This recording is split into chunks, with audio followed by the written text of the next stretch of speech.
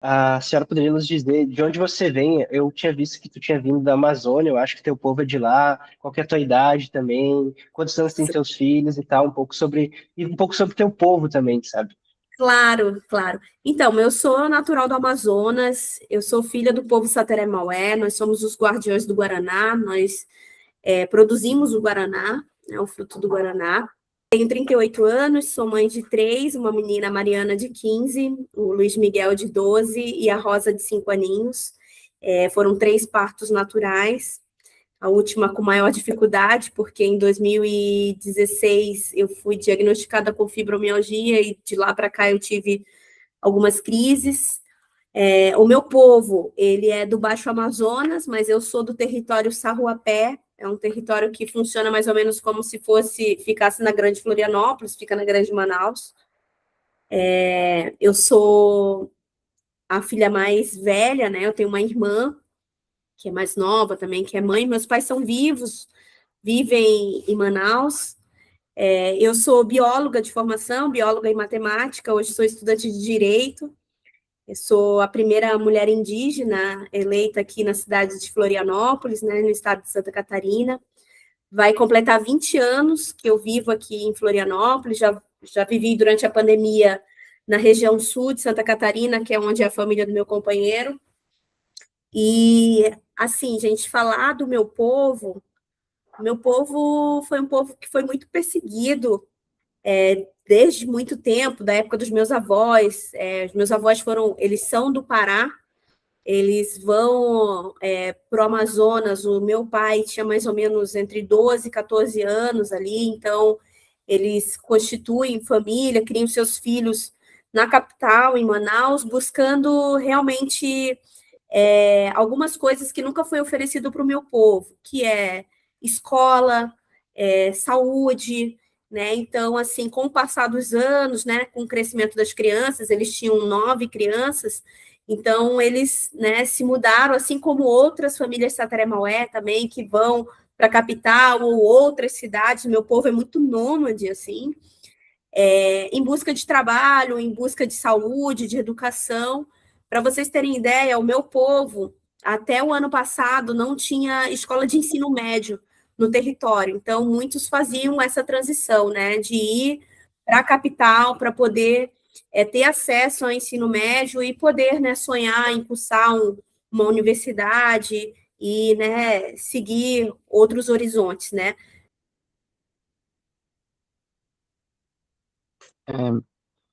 Então, agora eu gostaria de aprofundar um pouco a questão ali realmente do tratamento ali. Eu queria saber se você, como é que foi a tua experiência, tipo, no primeiro contato com essa medicina indígena, assim, e se, acho que já chegasse até a comentar um pouco ali no início, mas se você lembra qual que era a doença e como é que foi esse tratamento mesmo. Sim, só um pouquinho. Eu lembro dos meus pais contando, né, que a minha primeira experiência foi, eu nasci com um problema de desnutrição, né, então vem assim muito de quando eu era muito bebezinha, né, esse cuidado, esse tratamento. Então, naquele período, quem cuidou de mim foram os meus avós, né, como eu falei para vocês, eram dois pajés, o meu avô, principalmente, muito reconhecido na cidade, vinha gente de toda a Manaus para fazer tratamento, né, com ele. Então, assim, eu tinha um médico particular, né, assim, na minha infância. Depois, quando meu avô faleceu já com eu tinha mais 5 anos de idade, e ali entre os 8 e 9 anos foi onde eu tive esse outro diagnóstico que eles não sabiam muito bem dizer o que que era, mas era esse corrimento no qual, né, meus avós, a minha mãe, junto com a minha avó, procurou uma outra pajé que era do mesmo povo, a dona Bacu, que hoje já é falecida. Ela fez um remédio que ele precisava ficar enterrado na terra mesmo, assim, por 30 dias, que era um composto de beterraba e mais algumas coisas que ela tinha ali, que era para tratar duas coisas, né? Um era essa minha anemia muito forte, que eu tinha e que percorreu até eu engravidar da minha primeira filha, e o outro era um banho, que eu não sei te dizer de qual eram as ervas, mas que eu tinha que tomar diariamente durante um mês para tratar aquele corrimento, né? E ele deu uma controlada, ele não chegou assim a ter o mesmo resultado da minha tia que não fez o tratamento e teve o seu útero corroído, né? E não pôde ter filhos.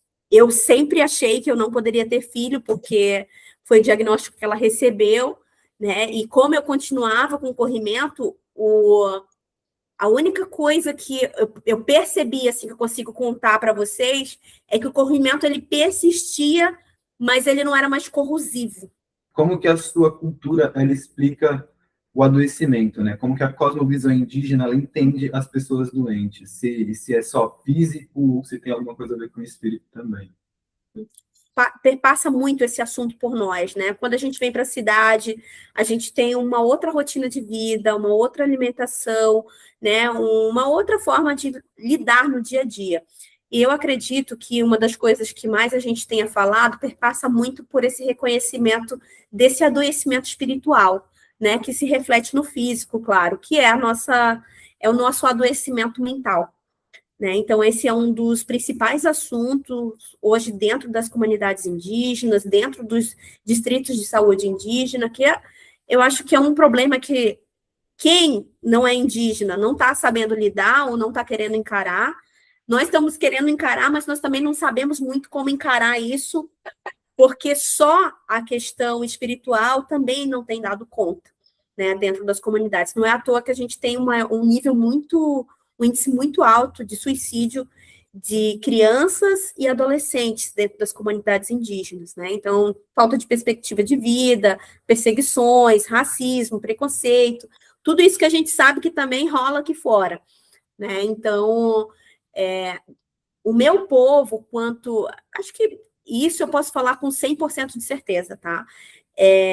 Todos os povos, eles acreditam, sim, que tem as doenças físicas. Antigamente, nós não tínhamos essas doenças físicas, como câncer, pressão alta, e várias outras, né, que a gente já encontra, que a gente faz um levantamento também dos nossos encontros, principalmente na Marcha das Mulheres Indígenas, que é efetuado de 2 em 2 anos, a gente tem as nossas tendas da saúde, né, dentro do acampamento, para a gente fazer um monitoramento de acordo com cada bioma, né, porque a gente faz muito essa análise pelo bioma, porque pelo bioma a gente consegue diagnosticar e fazer ligações, por que aquela mulher está com câncer, por que está com a pressão alta, dependendo de que atividades extrativistas é feito naquele território. Então, a gente tem diagnosticado, por exemplo, aqui no Sul, uma quantidade de mulheres com muito câncer, devido aos agrotóxicos, né? A gente tem em outras regiões a questão da mineração também. Na questão região norte, a gente tem a questão do alto índice de mercúrio no sangue. Então, várias regiões, né, têm um diagnóstico e um retrato, né? Então, a gente se preocupa em fazer isso. Mas o que a gente não deixa de levar para esses espaços também é essa cura espiritual, com as nossas magés, né, tendo esse protagonismo das mulheres. E em algum momento, tu tens algum relato de uma experiência que tu sentiu preconceito direto às vezes, de algum profissional de saúde, seja um médico, enfermeiro, algum preconceito direto quando tu relatou a forma que tu estava tratando tal sintoma, se já aconteceu isso contigo ou com alguém que tu conhece? No meu último parto, que eu já estava diagnosticada com fibromialgia, tudo, eu tive muita dificuldade desde o início da minha gestação. Então, eu sofri 2 momentos violência obstétrica. Uma foi no hospital de Criciúma, que primeiro que eu assim, eu tive que fazer exames de toque várias vezes, foi muito desconfortável, porque eu estava com dor, e eu lembro que após os exames de toque, como eu estava com contração, e eu ainda não estava na época de ter o parto, né, eles pediram para eu ficar meia hora subindo e descendo uma escada para acelerar a minha contração. Bom, eu estava com dor, tudo, fiz o que eles pediram. Depois dessa meia hora de subir e descer uma escada, eu passei de novo por um exame de toque e eu saí de lá com o diagnóstico de não está na hora, não tem uma dilatação falsa e tal, não sei o quê. E aí eu saí de lá e falei para o meu companheiro bem assim, eu não vou mais ganhar a nossa filha aqui, eu vou para Florianópolis. E chegando no hospital universitário, a médica que me atendeu, super atenciosa e tal, E aí ela falou assim, amanhã tu vem aqui. Quando eu vim, ela falou, Ingrid, você tá com o colo do útero virado, a gente vai virar o colo do útero, vai colocar tudo certo, e aí você vai... E aí até então, nossa, assim, já estava segura, tudo, só que na hora de entrar para a sala de parto, o plantão mudou. E veio um médico que, assim, a princípio, super atencioso, e por isso que eu digo que eu não senti muito, porque é uma coisa muito normalizada, mas que é uma coisa que machuca a gente. Eu estava com uma sensação que tinha um maçarico nas minhas costas devido à fibromialgia, e eu falei para ele, eu não aguento mais, eu acho que eu vou precisar de anestesia. Não foi possível anestesia, porque eu já estava com uma dilatação muito alta, mas ele pega e me solta assim, não, mas vocês que são indígenas são parideiras. Então, eu tenho certeza que vai dar tudo certo. Pode parecer simples, algumas pessoas podem dizer que é mimimi, mas é sempre isso, né? A gente é colocado num estereótipo de que nós somos sempre fortes, que nós não precisamos, às vezes, de uma anestesia, ou muitas vezes é forçada, né? Um parto normal, e muitas vezes isso não é possível. E como nós somos mulheres indígenas, e quando se apresentamos assim, já somos colocadas, né, como, quando você não tem força, ou quando você não tem passagem, isso é frescura. Então, a gente tem muitos casos, né, de morte de mulheres, de crianças, por esse preconceito. Então, como que você enxerga, como que a gente pode melhorar como futuros profissionais de saúde, melhorar esse tato, essa abordagem com populações indígenas, principalmente em como eles enxergam o próprio corpo, como eles enxergam que a cura vai melhorar para eles e tal, como que a gente respeita essas crenças deles e traz para o nosso mundo acadêmico, por assim dizer. E realmente na fonte, a gente não morde, a gente não come ninguém, a gente está super aberto, e na verdade, assim, o que a gente tem dentro das comunidades indígenas é essa ânsia, assim, realmente, de compartilhar, né, a nossa cultura, a nossa história, porque a gente acredita que a gente tem um papel primordial, assim, na sociedade, sabe? E a gente faz muito essa disputa de ideias também, porque a gente tem um projeto, né, de vida para a sociedade, que perpassa muito e manter a natureza de pé, porque é ali que é a nossa farmácia, né, ali que é o nosso hospital. Então, eu acho que além de médicos, sabe, ter essa consciência que, infelizmente, muitos, né, dos profissionais não tiveram a oportunidade de ter. Eu acho que a maioria dos profissionais não tiveram essa grade que vocês estão tendo. Até me surpreendi, né, quando vocês falaram, porque ela é de suma importância. Mas ela só funciona quando você vai falar com quem está na base, com quem realmente vive isso. Porque senão vai ser mais pessoas que vão ter uma ideia legal, mas não vão conseguir colocar em prática porque também tiraram, né, das suas próprias cabeças. Uma pessoa indígena e uma pessoa em uma posição política, quais são as barreiras que a senhora enxerga no acesso do paciente indígena com a saúde pública? Do próprio sistema especial de saúde indígena, a maioria dos profissionais não são indígenas, né? Então, há uma dificuldade bem grande e essas barreiras, né, dependendo de como o profissional vem, em aceitar que uma liderança espiritual coloque, né, o seu ponto de vista. Então, aqui a gente está muito praticamente como eu funciono em casa, sabe? Algumas coisas que já são dentro das PICSs, né, que a gente tem hoje dentro do sistema de saúde, que é de práticas integrativas, né, que vão ser prioridades dentro desse plano de saúde e atendimento à população indígena na cidade.